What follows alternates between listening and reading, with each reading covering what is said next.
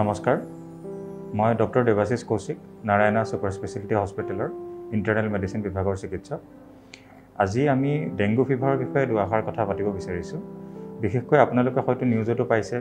ভাৰতৰ বিভিন্ন অঞ্চলত বিশেষকৈ উত্তৰ ভাৰতৰ ফালে ডেংগু ফিভাৰৰ প্ৰাদুৰ্ভাৱ দেখা গৈছে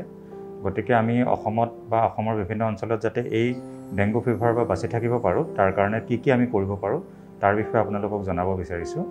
ডেংগু মহটো আমাৰ এডিছ ইজিপ্টি নামৰ এবিধ মহৰ কামোৰত বিয়পে আৰু এই মহটোৰ বিশেষত্ব এইটোৱে যে এই মহে সাধাৰণতে দিনৰ ভাগতো কামোৰে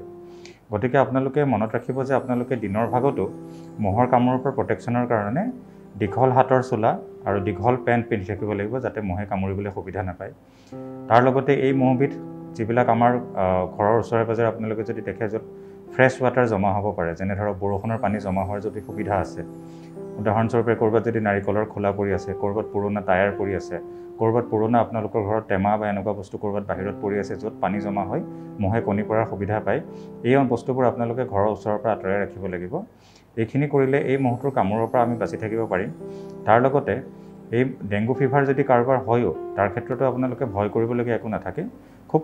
কম সংখ্যক মানুহৰহে ডেংগু ফিভাৰৰ পৰা কমপ্লিকেশ্যন হোৱা দেখা যায় মাত্ৰ এইটোৱে মনত ৰাখিব যাতে আপোনালোকৰ যদি জ্বৰ উঠে বিশেষকৈ জ্বৰৰ লগত যদি খুব গাৰ বিষ হয় গাত এটা ৰঙা ধৰণৰ ছালত এটা ৰেছ এটা যদি আহে